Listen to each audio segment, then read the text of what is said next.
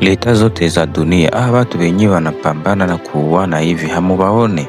Eske munawaza kama nini natuma wanapambana paka pale?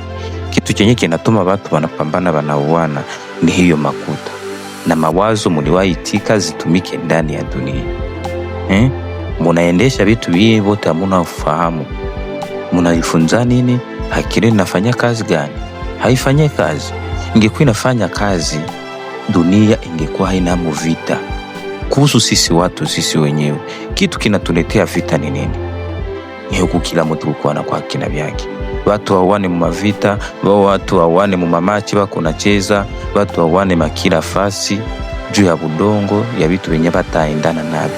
Maki yo kupambana nyewe wote hamujue chanzo ya vita ni nini. Nyinyi, mimi ni kuniacha mimi nabagabulia dunia upya, kitosha mainchi mafortiere mtu anakuhakiana vya kishibo tele kutoka ku vitu wenye tuko navyo bila sababu yoyote. Mimi niwaonesha gisi mutaishi mwa hiyo dunia na munapata kila kitu mbele mukitafuta. Watu wanakufa na njala. Shida sio Mungu. Mungu aliumbaka vyenye binezi baenea sehemu nye wote. Mbudonga walishatia vyote. Mimi inaonekana munafia vitu.